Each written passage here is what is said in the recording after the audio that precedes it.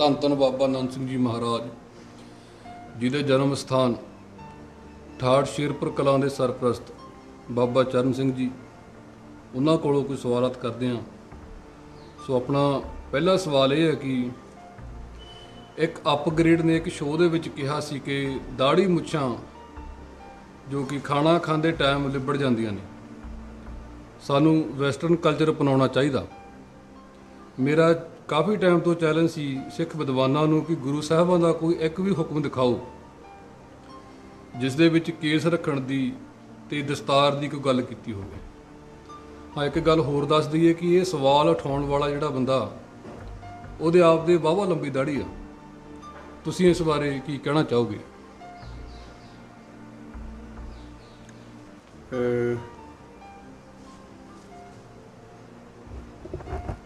देखो जिहड़े दाढ़ी केस है ये हर मजहब दे विच ही जांदी उपदेश है।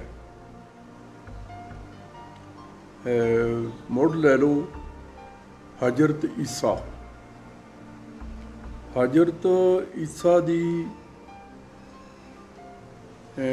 सूह लैण वास्ते ਉੱਥੋਂ ਦੇ ਰਾਜੇ ਨੇ ਇੱਕ ਬੰਦਾ ਭੇਜਿਆ ਵੀ ਜਾ ਕੇ ਮੈਨੂੰ ਦੱਸ ਵੀ ਉਹ ਕਿਸ ਤਰ੍ਹਾਂ ਦਾ ਬੰਦਾ ਹੈ, ਵੀ ਕੀ ਉਹ ਕੌਤਕ ਕਰਦਾ। ਉਹ ਜਾ ਕੇ ਉਹਨੂੰ ਫਿਰ ਦੱਸਦਾ ਕਿ ਜਿਹੜਾ ਈਸਾ ਮਸੀਹ ਹੈ ਉਹਨੇ ਸਿਰ ਦੇ ਵਾਲ ਵਿਚਾਲੇ ਤੋਂ ਚੀਰ ਕੱਢ ਕੇ ਦੋਹਾਂ ਪਾਸਿਆਂ ਨੂੰ ਸਿੱਟੇ ਹੋਏ ਆ। ਦਾੜੀ ਮੁੱਛਾਂ ਉਹਦੇ ਪੂਰੀਆਂ, ਇੰਨਾ ਕੁ ਹੈ ਉਹਦੇ ਜਲਾਲ ਵੱਲ ਦੇਖਿਆ ਨਹੀਂ ਜਾ ਸਕਦਾ। ਚਿਹਰੇ 'ਤੇ ਬਹੁਤ ਜਲਾਲ ਹੈ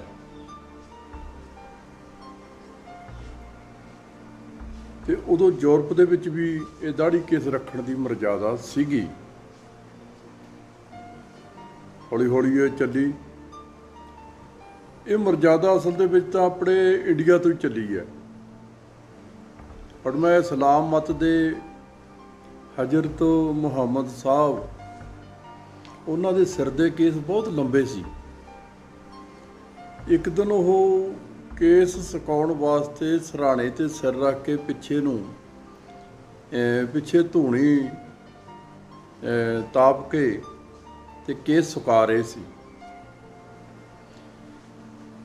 ਤੇ ਥੋੜ੍ਹੇ ਜਿਹੇ ਕੇਸਾਂ ਨੂੰ ਅਗਨੀ ਨੇ ਜਲਾ ਦਿੱਤਾ। ਤੇ ਜਦੋਂ ਪਤਾ ਲੱਗਾ ਤਾਂ ਉਹਨਾਂ ਨੇ ਬੜਾ ਬਿਰਲਾਪ ਕੀਤਾ, ਐ ਖੁਦਾ, ਮੈਨੂੰ ਤੂੰ ਮੌਤ ਦੇ ਦਿੰਦਾ ਪਰੰਤੂ ਮੇਰੇ ਸਿਰ ਦੇ ਕੇਸ ਨਹੀਂ ਸੀ ਇਹ ਜਲਣੇ ਚਾਹੀਦੇ। ਕੇਸਾਂ ਦੀ जितने भी पैगंबर है ये सारे केसाधारी है, जटा जूट है। ये जिहड़ी कहानी है ये कहानी चली सीगी अपने इधर मुड़ तो। असल बंदा रब ने बनाया इंडिया दे विच है। उत्तों फिर धरती की खोज दे विच गांह दी गांह अगे अगे तुरिया गया। ਹੁਣ ਵੀ ਕੈਨੇਡਾ ਦੇ ਵਿੱਚ ਉਹਨਾਂ ਲੋਕਾਂ ਨੂੰ ਜਿਹੜੇ ਆਪਣੇ ਪੁਰਾਣੇ ਬਜ਼ੁਰਗ ਗਏ ਹੋਏ ਆ ਉਹਨਾਂ ਨੂੰ ਰੈੱਡ ਇੰਡੀਅਨ ਕਹਿੰਦੇ ਆ। ਤੇ ਇਹ ਫਿਰ ਇੰਡੀਆ ਦਾ ਬੰਦਾ ਧਰਤੀ ਦੀ ਖੋਜ ਵਿੱਚ ਗਾਂਹ ਦੀ ਗਾਂਹ ਫਿਰ ਨਿਕਲਿਆ ਤੇ ਧਰਤੀ ਲੱਭਦੀ ਗਈ, ਉੱਥੇ ਕਬਜ਼ਾ ਕਰਤਾ ਗਿਆ। ਆਪਣੇ ਪੁਰਾਤਨ ਯਾਨੀ ਹੋਇਆ ਪਰਸ਼ੂਰਾਮ ਦੇ ਪਿਤਾ ਦਾ ਨਾਮ ਸੀਗਾ ਜਮਦਗਨ। ਜਮਦਗਨ ਨੇ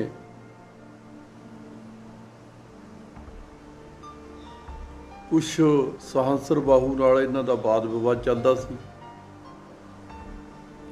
ਸਹੰਸਰ ਬਾਹੂ ਨੇ ਇੱਕ ਦਿਨ ਜਮਦਗਨ ਨੂੰ ਮਾਰ ਦਿੱਤਾ। परशुराम जी जदों ਵੱਡੇ ਹੋਏ ਉਹਨਾਂ ਨੇ ਕਸਮ ਖਾ ਲਈ ਪਿਤਾ ਦੀ ਚਿਖਾ ਤੇ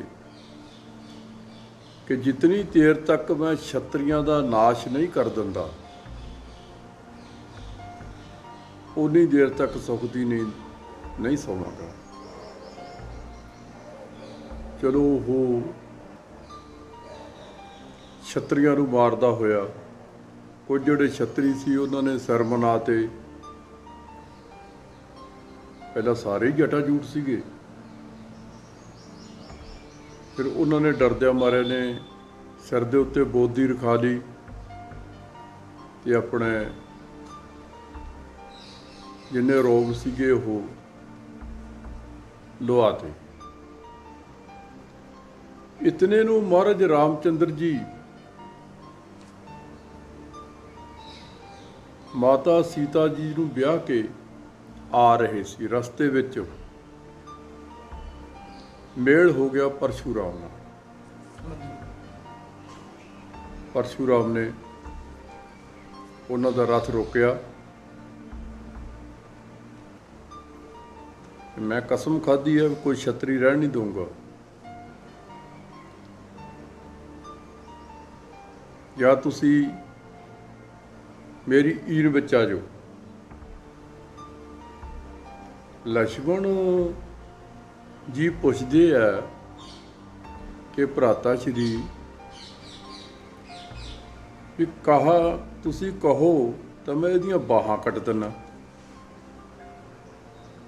ਤੁਸੀਂ ਕਹੋ ਤਾਂ ਇਹਦਾ ਮੈਂ ਸਿਰ ਕਲਮ ਕਰ ਦਿੰਦਾ। ਇਹ ਸਾਡੇ ਰਥ ਨੂੰ ਰੋਕਣ ਵਾਲਾ ਕੌਣ? ਆਖਰਕਾਰ ਸ਼ਕਤੀ ਪ੍ਰਬਲ ਦੇਖ ਕੇ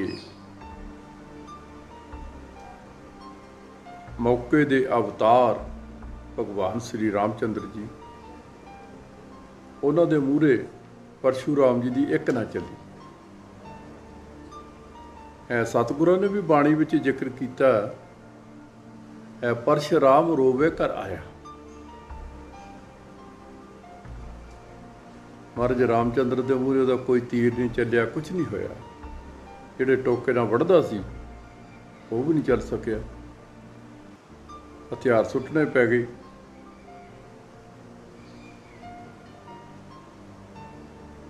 ਉਸ ਤੋਂ ਬਾਅਦ ਫਿਰ ਇਹ ਜਿੰਨੇ ਵੀ ਮਹਾਰਾਜ ਰਾਮਚੰਦਰ ਜੀ ਜਾਂ ਭਗਵਾਨ ਕ੍ਰਿਸ਼ਨ ਜੀ, ਇਹ ਸਭ ਜਟਾਜੂਟ ਹੋਏ ਹੈ, ਕਿਉਂਕਿ ਈਸਾਈ ਮਤ ਦਾ ਜ਼ੋਰ ਚੜ੍ਹ ਗਿਆ। ਈਸਾਈ ਮਤ ਨੇ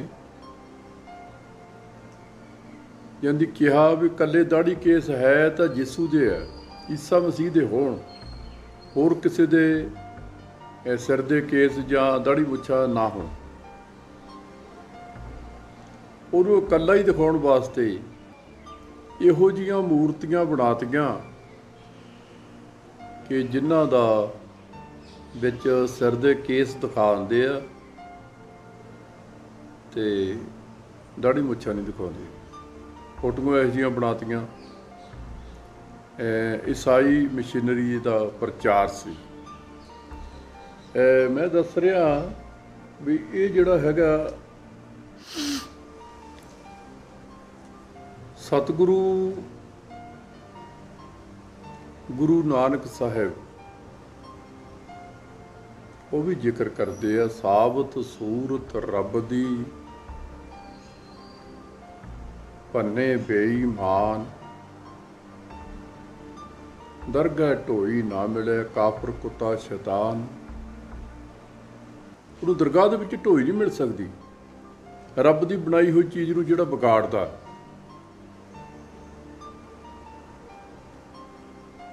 ਜਿਹੜੇ ਦਾੜੀ ਕੇਸਾਂ ਨੂੰ ਵਿਗਾੜਦੇ ਆ ਉਹਨਾਂ ਵਾਸਤੇ ਸਤਿਗੁਰੂ ਹਦਾਇਤ ਕਰਦੇ ਆ। ਸਤਿਗੁਰੂ ਪੰਚਮ ਪਾਤਸ਼ਾਹ ਗੁਰੂ ਗ੍ਰੰਥ ਸਾਹਿਬ ਦੀ ਬਾਣੀ ਦੇ ਵਿੱਚ ਵੀ ਜ਼ਿਕਰ ਕਰਦੇ ਆ, ਨਾ ਪਾਕ ਪਾਕ ਕਰ ਹਦੂਰ ਹਦੀਸਾ।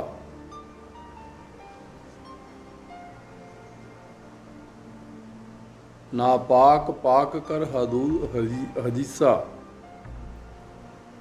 ਸਤਿਗੁਰੂ ਕਹਿੰਦੇ ਸਾਬਤ ਸੂਰਤ ਦਸਤਾਰ ਸਿਰਾ। ਤੇ ਗੁਰੂ ਗ੍ਰੰਥ ਸਾਹਿਬ ਦੀ ਬਾਣੀ ਹੈ, ਮੇਰੀ ਕੋਈ ਆਪਣੀ ਬਾਣੀ ਨਹੀਂ ਹੈ। ਐਵੇਂ ਕਈਆਂ ਨੂੰ ਹੁੰਦਾ ਵੀ ਜਾਭਾਂ ਦਾ ਭੇੜ ਕਰਨਾ, ਇਹ ਕਿੱਥੇ ਲਿਖਿਆ ਕਿੱਥੇ ਆ? ਮਾਰੂ ਰਾਗ ਦੇ ਵਿੱਚ ਹੈ। ਕਿੱਸਾਂ ਦਾ ਜ਼ਿਕਰ ਗੁਰੂ ਸਾਹਿਬਾਂ ਨੇ ਕੀਤਾ ਹੈ ਵੀ ਜਿਹੋ ਜਿਹੇ ਤੁਸੀਂ ਆਏ ਸੰਸਾਰ ਦੇ ਵਿੱਚ, ਉਹੋ ਜਿਹੀ ਵੀ ਖਤ ਕਢਾ ਕੇ ਉਹ ਪਰਸ਼ੂਰਾਮ ਜੀ ਦੇ ਟਾਈਮ ਤੋਂ ਮਦਰਾਸ ਦੇ ਵਿੱਚ ਹੁਣ ਵੀ ਉਹ ਲੋਕ ਹੈਗੇ ਆ, ਪਾਸਿਆਂ ਤੋਂ ਸਿਰ ਮੁੰਨ ਲੈਂਦੇ ਆ, ਵਿਚਾਲੇ ਵਿਚਾਲੇ ਵਾਲ ਰੱਖਦੇ ਆ। ਆਪਣੇ ਇੱਧਰ ਕਾਫੀ ਸਮਾਂ ਪਹਿਲਾਂ ਜਦੋਂ ਬੱਚੇ ਹੁੰਦੇ ਸੀਗੇ, ਤੇ ਉਸ ਟਾਈਮ ਜਦੋਂ ਮੈਂ ਬੱਚਾ ਸੀਗਾ, ਉਸ ਟਾਈਮ ਦੀ ਮੈਂ ਗੱਲ ਕਰਦਾ, ਉਦੋਂ ਨੂੰ ਟੱਟੂ ਹਜਾਮਤ ਕਹਿੰਦੇ ਹੁੰਦੇ ਸੀਗੇ। ਨਾਈਆਂ ਦੇ ਘਰੇ ਜਾਣਾ, ਟੱਟੂ ਹਜਾਮਤ ਕਰਾ ਕੇ ਲਿਆਉਣੀ, ਪਾਸਿਆਂ ਤੋਂ ਵਾਲ ਮੁੰਨ ਦੇਣੇ, ਵਿਚਾਲੇ ਸਿਰ ਦੇ ਵਾਲ ਹੋਣ। ਇਹੋ ਜਿਹੀਆਂ ਜਿਹੜੀਆਂ ਚੀਜ਼ਾਂ ਐਵੇਂ ਬੇਤੁਕੀਆਂ ਜਿਹੀਆਂ ਵੀ ਗੁਰੂ ਸਾਹਿਬ ਕਹਿੰਦੇ ਆ ਜਾਂ ਨਹੀਂ ਕਹਿੰਦੇ, ਜਾਂ ਕੀ ਗੱਲਬਾਤ ਹੈ ਕੀ ਨਹੀਂ ਹੈ, ਇਹ ਤਾਂ ਐਵੇਂ ਇਹੋ ਜਿਹੀਆਂ ਗੱਲਾਂ ਨਹੀਂ ਕਰਨੀਆਂ ਚਾਹੀਦੀਆਂ। ਬਾਕੀ ਰਹੀ ਗੱਲ ਇਹ ਆਪਣੇ ਉਹ ਢੰਡਰੀਆਂ ਵਾਲਿਆਂ ਨੇ ਜਿਹੜਾ ਕੀਤਾ ਵੀ ਬੀਬੀਆਂ ਨੂੰ ਗੁਰੂ ਸਾਹਿਬਾਂ ਦੀ ਸੇਵਾ ਵਿੱਚ ਲਾਤਾ।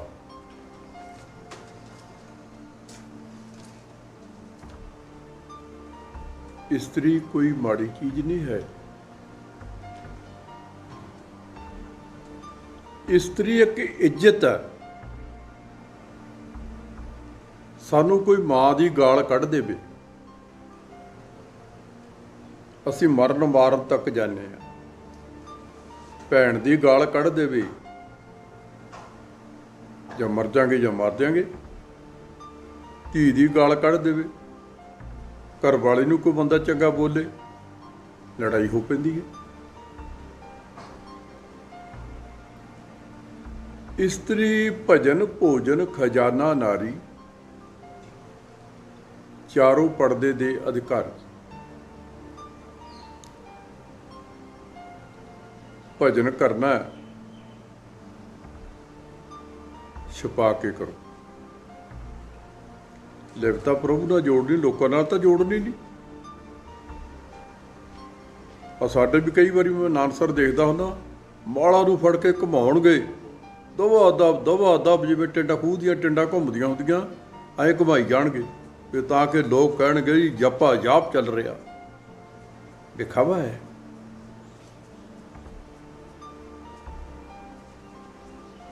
ਹੱਥ ਕਾਰ ਵਿੱਚ, ਦਿਲ ਯਾਰ ਵਿੱਚ। ਅੰਦਰੋਂ ਚੇਤੇ ਕਰਨਾ ਮਾਲਕ ਨੂੰ, ਅੰਦਰੋਂ ਉਹਦੇ ਬਣਨਾ। ਜੇਕਰ ਅੰਦਰੋਂ ਨਹੀਂ ਹੈ, ਬਾਹਰੋਂ ਵਿਖਾਵਾ ਹੀ ਹੈ, ਫਿਰ ਨਹੀਂ, ਫਿਰ ਉਹ ਭਜਨ ਨਹੀਂ ਹੈ। ਭਜਨ ਭੋਜਨ ਦੂਸਰੇ ਨੰਬਰ ਤੇ ਆ ਗਿਆ ਭੋਜਨ। ਤੁਸੀਂ ਭੋਜਨ ਜੇਕਰ ਪਰਦੇ ਦੇ ਵਿੱਚ ਛਕਦੇ ਆ, ਬਾਬਾ ਨੰਦ ਸਿੰਘ ਜੀ ਮਹਾਰਾਜ ਨੇ ਮਰਜ਼ਾਦਾ ਬਣਾਈ ਕਿ ਗੁਰੂ ਸਾਹਿਬਾਂ ਨੂੰ ਭੋਗ ਜਦੋਂ ਲਵਾਉਣਾ ਹੈ, ਪਰਦਾ ਕਰਕੇ।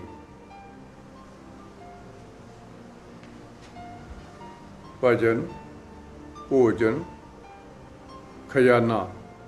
ਪੈਸਾ ਤੁਸੀਂ ਇੱਥੇ ਧਰਮਸ਼ਾਲਾ ਦੇ ਵਿੱਚ ਰੱਖ ਦਿਓ, ਲੋਕ ਮੁੱਠੀਆਂ ਭਰ ਲੈ ਜਾਣਗੇ, ਤੁਹਾਡੇ ਪਰੇ ਕੱਖ ਨਹੀਂ ਪੈਣਾ। ਇਹ 4 ਪੈਸੇ ਘਰ ਦੇ ਵਿੱਚ ਆਏ ਆ, ਲੁਕੋ ਕੇ ਰੱਖੋ। ਮਾਇਆ ਵਰ ਦਿੰਦੀ ਹੈ ਕਿ ਮੇਰੀ ਕਦਰ ਕਰਦਾ। ਭੋਜਨ ਵੀ ਵਰ ਦਿੰਦਾ, ਭਜਨ ਵੀ ਵਰ ਦਿੰਦਾ।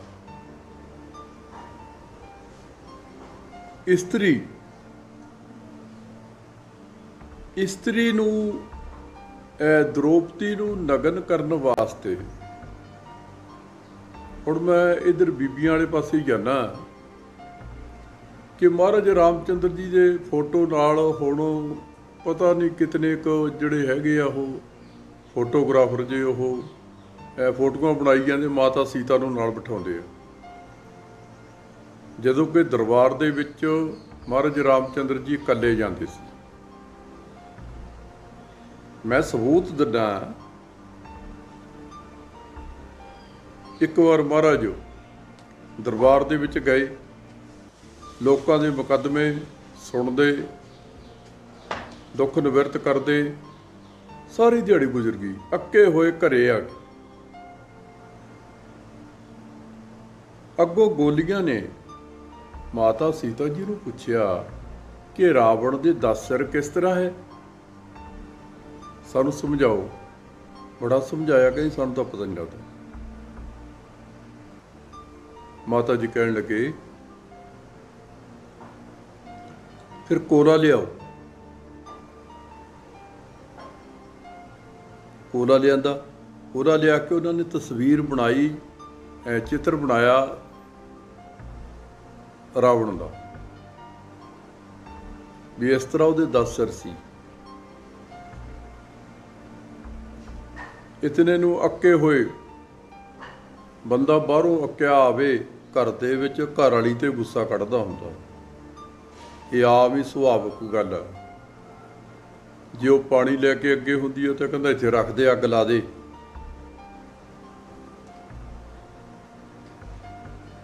आपे पी लूंगा मैं। जदों महाराज रामचंद्र जी दरबार दे विचों उठ के इधर घरे आए तो देखिया कंध दे उत्ते रावण दा चित्र बनाया होया। माता जी ने उन्होंने कहा भी ऐ करके गोलियां पुछदियां सीगियां भी मैं गोलियां नूं दिखाउण वास्ते मैं चित्र बनाया है। गुस्से विच आ गए। कलगीधर पातशाह अपनी बाणी विच जिक्र करते हैं, मेरे विच इक्को ही सिफत है कि गुरु साहिबां दी बाणी जो कहंदी मैं वो दसूंगा, दूसरा मैं अपनी मत नहीं वरतदा। ते जे उदों माता सीता जी नाल ही हुंदी दरबार दे विच तो फिर इहदी गल ही नहीं सी होनी। जदों घर दे विच आए, आके कहण लगे अरे सीते तक कुछ रावण सो हेता, कलगीधर दी बाणी बोल रहा मैं, तक कुछ रावण सो हेता भांत भांत के चित्रत देखा। तेरे मन दे विच रावण प्रति कोई हित प्यार है, इस वजह करके तू दी मूर्त बना के देख रही है।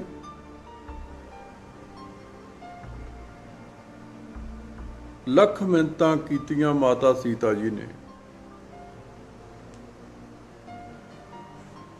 माता सीता जी ने इत्थों तक भी कहा कि मैं गर्भणी हाँ, तुहाडे बच्चों की माँ बनने वाली हाँ। महाराज रामचंद्र जी कहने लगे नहीं, त्याग कर दिता। दूसरे नंबर ते भगवान श्री कृष्ण जी महाराज।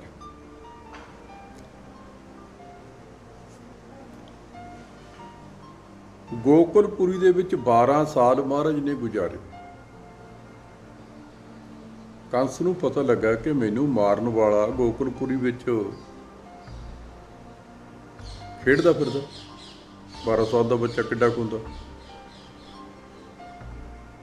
लड़कियां नाल खेडदा।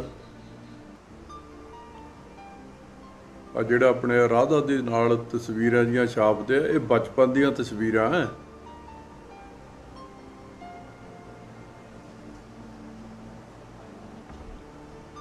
बारह साल की अवस्था दे विच ये फिर भगवान जी मथुरा दे विच आ गए। उस तो बाद तो गोकुलपुरी गए ही नहीं।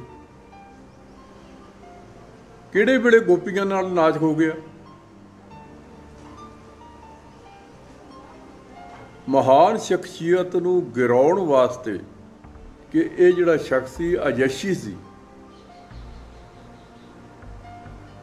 सवाए गोपियां दे होर इहनूं कोई काम नहीं सीगा, जगत नूं तारन वास्ते आया सी। इन्हां लोकां ने जिहड़े ईसाई मशीनरी वाले इन्हां लोकां ने फिर बड़ा प्रचार किया। हर मूर्त दे नाल भगवान दे राधा माता रुक्मणी दे ला आंदे। उहदा सिर्फ नाम ही है, फोटो किते है ही नहीं। ਇਹ ਸਾਰਾ ਕੁਝ ਜਿੰਨਾ ਵੀ ਹੈ ਇਹ ਇਸਤਰੀ ਦਾ ਅਪਮਾਨ ਕੀਤਾ ਹੈ।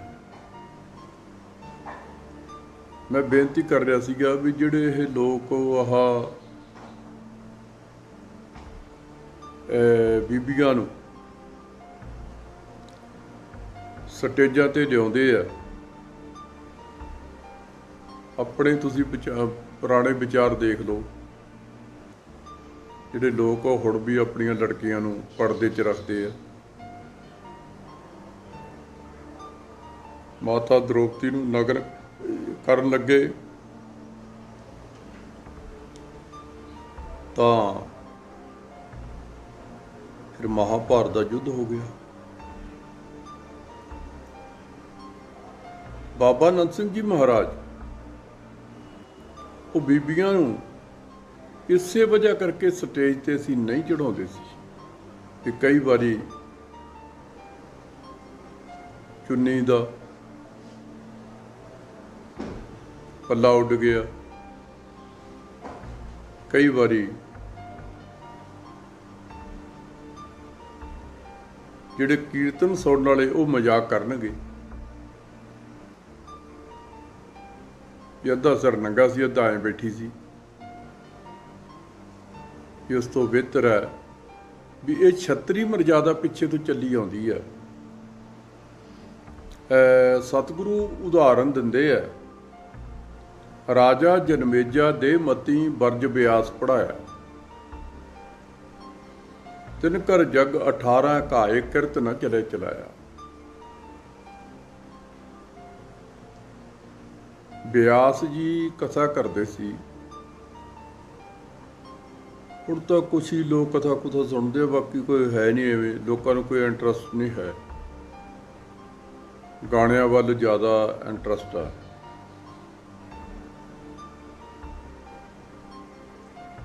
ਜਾਂ ਜਿਹੜਾ ਰਾਗੀ ਚੰਗੀ ਤਰਜ ਤੋਂ ਜਾਣਦਾ ਹੋਵੇ ਉਹਨੂੰ ਕਹਿਣਗੇ ਬੜਾ ਵੱਡਾ ਰਾਗੀ ਹੈ। ਬਿਆਸ ਜੀ ਕਥਾ ਕਰਨ, ਰਾਜਾ ਜਨਮੇਜਾ ਵੀ ਮੱਥਾ ਟੇਕਣ ਚ ਲੈ ਗਿਆ। ਮੱਥਾ ਟੇਕ ਕੇ ਬੈਠ ਗਿਆ।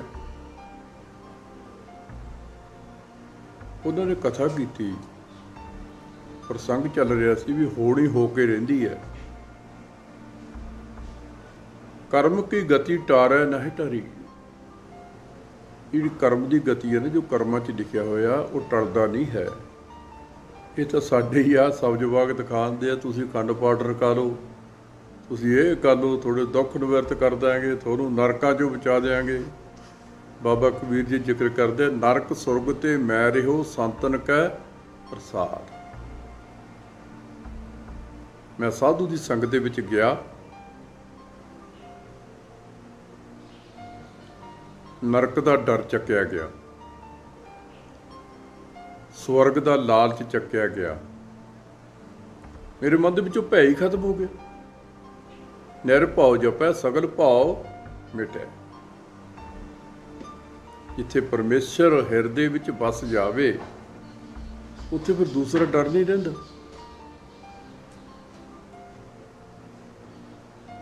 ਮੈਂ ਬੇਨਤੀ ਕਰ ਰਿਹਾ ਸੀ, ਰਾਜਾ ਜਨਮੇਜਾ ਕਹਿੰਦਾ, ਕਹਿਣ ਲੱਗਾ ਜੀ ਸਾਹਮਣੇ ਖੂਹ ਹੈ, ਕਿ ਕੋਈ ਜ਼ਰੂਰੀ ਤਾਂ ਨਹੀਂ ਖੂਹ ਦੇ ਪਾਸੇ ਦੇ ਹੋ ਕੇ ਲੰਘ ਜਾਓ। ਆਪਣੀ ਅਕਲ ਕਹਿੰਦੇ ਆ ਹੁਣ ਵੀ ਆਪਣੀ ਅਕਲ ਵਰਤੋ। ਨਹੀਂ,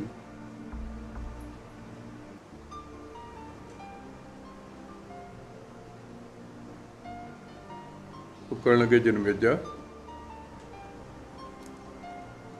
ਜੇ ਖੂਹ 'ਚ ਡਿੱਗ ਕੇ ਮਰਨਾ ਲਿਖਿਆ ਤਾਂ ਅਵਸ਼ਯ ਡਿੱਗੇਗਾ, ਨਹੀਂ ਤੂੰ ਪਾਸੇ ਦੀ ਲੰਘ ਜਾਏਗਾ। ਜੋ ਕੁਛ ਹੈ ਪਰਮੇਸ਼ਰ ਦੇ ਹੱਥ ਵਿੱਚ ਹੈ, ਕਿਸੇ ਬੰਦੇ ਦੇ ਹੱਥ ਵਿੱਚ ਨਹੀਂ ਹੈ ਵੀ ਆਪਦੀ ਕਿਸਮਤ ਆਪ ਬਣਾ ਲੂਗਾ। ਇਹ ਉਪਰਾਲਾ ਕਰ ਸਕਦਾ ਹੈ, ਪਰ ਇਹਦਾ ਪਾਲੇ ਦੇ ਹੱਥ ਵਿੱਚ ਨਹੀਂ ਹੈ।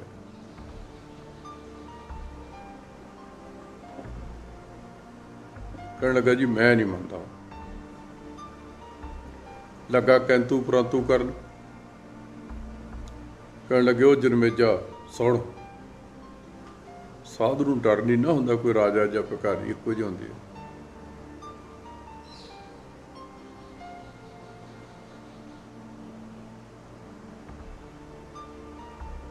ਸਾਡੇ ਤਾਂ ਇੱਥੇ ਕੋਈ ਮਾੜਾ ਮੋਟਾ ਕੋਈ ਮਿਨਿਸਟਰ ਜਿਹਾ ਆਉਣਾ ਹੋਵੇ, ਦੂਰੋਂ ਹੀ ਲੈ ਕੇ ਹਾਰ ਖੜੇ ਹੁੰਦੇ ਆ ਗਲ 'ਚ ਪਾਉਣ ਨੂੰ।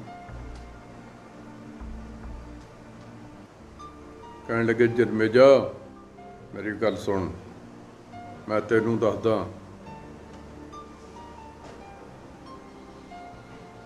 ਗਰਮੀਆਂ ਦੇ ਦਿਨ ਹੋਣਗੇ,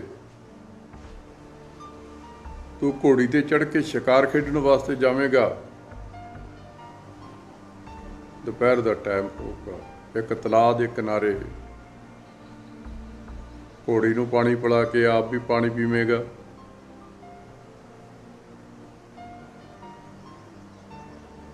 ਪਿਆਸ ਬੁਝਾ ਕੇ ਤੂੰ ਕਹੇਂਗਾ ਵੀ 2 ਮਿੰਟ ਆਰਾਮ ਕਰ ਲਈਏ। ਇੱਕ ਹਵਾ ਦਾ ਬੁੱਲਾ ਆਊਗਾ ਜਿਸ ਨਾਲ ਤੈਨੂੰ ਨੀਂਦ ਆ ਜਾਊਗੀ। ਕਹਿਣ ਲੱਗਾ ਜੀ ਫਿਰ ਜਿੱਥੋਂ ਇੱਕ ਘੋੜਾ ਨਿਕਲੂਗਾ ਤੇਰੀ ਘੋੜੀ ਗਰਭਣੀ ਹੋ ਜਾਊਗੀ।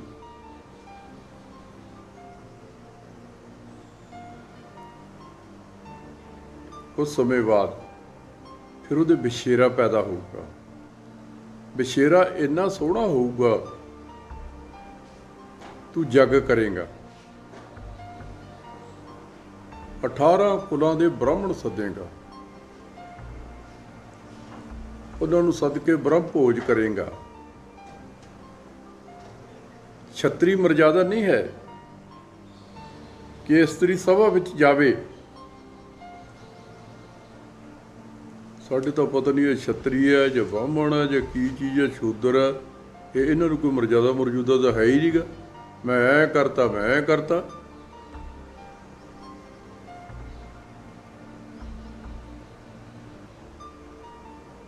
ਕਹਿਣ ਲੱਗਾ ਜੀ ਫੇਰ ਕਹਿਣ ਲੱਗੇ ਰਾਜਨ ਤੇਰੇ ਘਰ ਵਾਲੀ ਹੱਠ ਕਰੂਗੀ। ਇਸਤਰੀ ਦਾ ਹੱਠ ਬੁਰਾ ਹੁੰਦਾ ਵੀ ਬ੍ਰਾਹਮਣਾਂ ਨੂੰ ਭੋਜਨ ਛਕਾਉਣ ਵਾਸਤੇ ਮੈਂ ਵੀ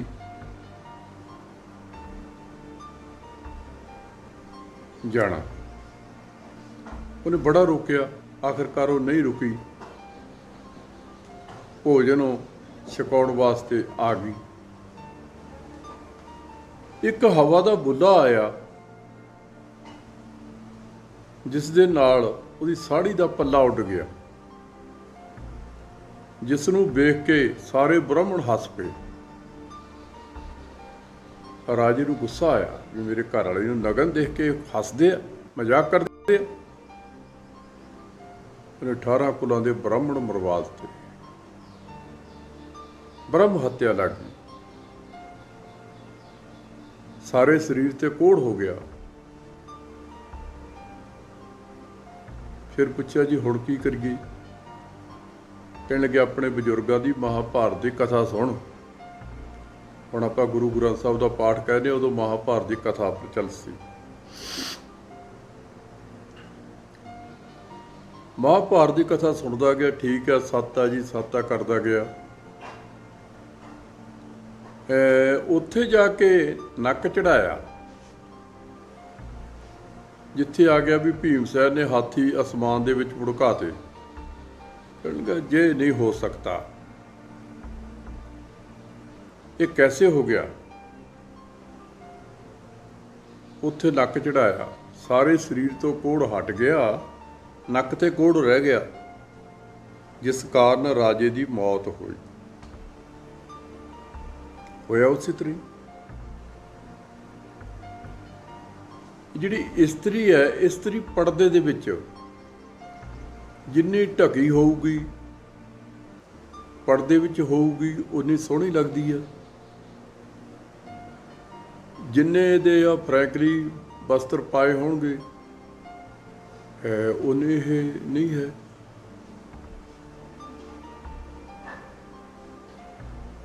ਸੋ ਗੁਰਸਿੱਖੋ, ਜੇ ਤਾਂ ਤੁਸੀਂ ਮੰਨਦੇ ਆ ਗੁਰਬਾਣੀ ਨੂੰ, ਫਿਰ ਤਾਂ ਅਮਲ ਕਰ ਲਿਓ। ਤੇ ਕੇਸ ਰੱਖਣੇ ਵੀ ਜ਼ਰੂਰੀ ਹੈ। ਸਾਬਤ ਸੂਰਤ, ਪੰਜਵੇਂ ਪਾਤਸ਼ਾਹ ਦਾ ਹੁਕਮ ਹੈ, ਦਸਤਾਰ ਸਿਰਾ।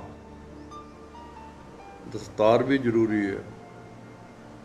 ਤੇ ਜੇ ਵੀ ਤੁਸੀਂ ਗੁਰੂ ਗ੍ਰੰਥ ਸਾਹਿਬ ਨੂੰ ਮੰਨਦੇ ਹੀ ਨਹੀਂ ਤਾਂ ਫਿਰ ਮੈਂ ਕੀ ਕਹਿ ਸਕਦਾ। ਨਾ ਤੁਸੀਂ ਬਾਈਬਲ ਨੂੰ ਮੰਨੋ, ਨਾ ਕੁਰਾਨ ਨੂੰ ਮੰਨੋ। ਸਾਰੇ ਮਜ਼ਹਬਾਂ ਦੇ ਜਿਤਨੇ ਵੀ ਪੈਗੰਬਰ ਹੋਏ ਆ ਸਾਰੇ ਜਟਾ ਜੂਟ। ਇਸਲਾਮ ਮਤ ਦੇ ਵਿੱਚ ਇਸਤਰੀ ਮਸਜਿਦ ਦੇ ਵਿੱਚ ਜਾ ਨਹੀਂ ਸਕਦੀ। ਉੱਥੇ ਸਿਰਫ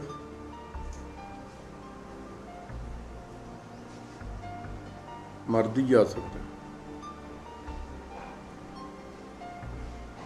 ਉਹ ਘਰ ਬੈਠ ਕੇ ਨਮਾਜ਼ ਪੜ੍ਹੂਗੀ, ਮਸਜਿਦ ਦੇ ਵਿੱਚ ਨਮਾਜ਼ ਪੜ੍ਹਨ ਵਾਸਤੇ ਨਹੀਂ ਜਾ ਸਕਦੀ। ਇਸਲਾਮ ਮਤ ਦਾ ਅਸੂਲ ਹੈ। ਅਸੂਲ ਤਾਂ ਸਾਡੇ ਵੀ ਹੈਗੇ ਆ। ਕਲਗੀਧਰ ਨੇ ਕਿਤਨਾ ਕੁਛ ਕਿਹਾ, ਕਿਤਨਾ ਹੁਕਮ ਕੀਤਾ, ਪਰ ਕੋਈ ਮੰਨਦਾ ਹੀ ਨਹੀਂ। ਮੈਂ ਇੱਕ ਸਿੱਖ ਦੇਖਿਆ, ਹੁਣ ਦੀ ਗੱਲ ਨਹੀਂ ਮੈਂ ਕਰਦਾ, ਪੁਰਾਣੀ ਗੱਲ ਕਰ ਰਿਹਾ। ਉਹਦੇ ਗਾਤਰਾ ਪਾਇਆ ਸੀ, ਉਹਨੇ ਗਾਤਰਾ ਲਾਹਤਾ, ਲਾ ਕੇ ਗੱਡੀ 'ਚ ਰੱਖਤਾ ਤੇ ਹੋਟਲ ਤੇ ਬੈਠ ਕੇ, ਮੇਰੀ ਵੀ ਉਦੋਂ ਅਵਸਥਾ ਹੋਰ ਸੀਗੀ, ਮੈਂ ਵੀ ਹੋਟਲ 'ਚ ਰੋਟੀ ਖਾਣ ਗਿਆ ਸੀ, ਤਾਂ ਉਹਨੇ ਰੱਜ ਕੇ ਮੀਟ ਖਾਧਾ। ਮੀਟ ਖਾ ਕੇ ਮੁੱਛਾਂ ਆਪਣੀਆਂ ਸਾਫ਼ ਕਰਕੇ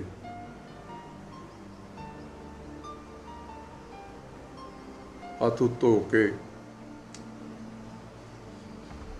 ਮੈਂ ਉਹਨੂੰ ਪੁੱਛ ਲਿਆ, ਮੈਂ ਕਿਹਾ ਤੁਸੀਂ, ਤੇਰਾ ਤਾਂ ਅੰਮ੍ਰਿਤ ਛਕਿਆ ਹੋਇਆ, ਤੂੰ ਇਹ ਕਹਿੰਦਾ ਮੈਂ ਗਾਤਰਾ ਪਾ ਕੇ ਤਾਂ ਨਹੀਂ ਛਕਿਆ, ਗਾਤਰਾ ਲਾ ਕੇ ਛਕਿਆ। ਆਪੋ ਆਪਣੇ ਅਸੂਲ ਬਣਾ ਲੈਂਦੇ ਆ।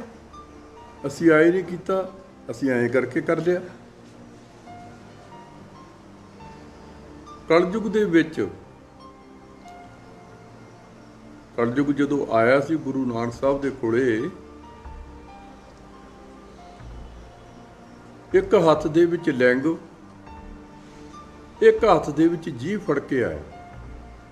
ਮਰਦਾਨਾ ਕਹਿਣ ਲੱਗਾ, ਜੀ ਆ ਦੇਖੋ ਕਿੱਡਾ ਬੇਸ਼ਰਮਾ ਇਹ ਹੈ, ਇਹ ਕੀ ਕੌਤਕ ਜਿਹਾ ਵਰਤਾਉਂਦਾ। ਉਹ ਕਹਿੰਦਾ ਕਲਯੁਗ ਦੇ ਵਿੱਚ ਮੇਰਾ ਰਾਜ ਹੈ, ਮੇਰੇ ਰਾਜ ਦੇ ਵਿੱਚ ਲੋਕ ਨਾ ਤਾਂ ਜੀਭ ਦੇ ਵਿੱਚ ਹੱਡੀ ਆ, ਨਾ ਲਿੰਗ ਦੇ ਵਿੱਚ ਹੱਡੀ ਆ, ਦੋਹਾਂ ਦੇ ਸਵਾਦਾਂ ਮਗਰੀ ਤੁਰੇ ਫਿਰਨਗੇ। ਹੁਣ ਦੇਖ ਲਓ ਸਭ ਕੁਛ ਹੋ ਰਿਹਾ ਜੋ ਕਲਯੁਗ ਨੇ ਕਿਹਾ ਸੀ ਗੁਰੂ ਨਾਨਕ ਨੂੰ, ਉਹ ਸਾਰਾ ਕੁਛ ਹੋ ਰਿਹਾ। ਸੋ ਭਾਈ ਗੁਰਸਿੱਖੋ, ਜੇ ਕੋਈ ਹੋਰ ਪ੍ਰਸ਼ਨ ਹੋਇਆ, ਕਿਸੇ ਦੇ ਮਨ ਦੇ ਵਿੱਚ ਬਲਬਲੇ ਉੱਠਦੇ ਹੁੰਦੇ ਆ ਵੀ ਆਪਾਂ ਐਂ ਕਰੀਏ, ਆਪਾਂ ਉਹਨੂੰ ਐਂ ਪੁੱਛੀਏ, ਐਂ ਢਾਈਏ ਉਹਨੂੰ, ਮੈਂ ਤਿਆਰ ਹਾਂ, ਜਦੋਂ ਮਰਜ਼ੀ ਆ ਜਾਓ। ਮੇਰੇ ਕੋਲ ਇੰਨਾ ਭੰਡਾਰ ਆ ਬਾਬਾ ਜੀ ਦੀ ਕਿਰਪਾ ਨਾਲ, ਮੈਂ ਬਾਬੇ ਨੰਦ ਸਿੰਘ ਦੀ ਕਿਰਪਾ ਨਾਲ ਬੋਲਦਾ, ਮੈਂ ਹਰ ਗੱਲ ਦਾ ਜਵਾਬ ਦਊਂਗਾ। ਮੇਰਾ ਪ੍ਰਭਾ ਰੋਟੀਆਂ ਭੰਨ ਸਾਧ ਨਹੀਂ ਹਾਂ।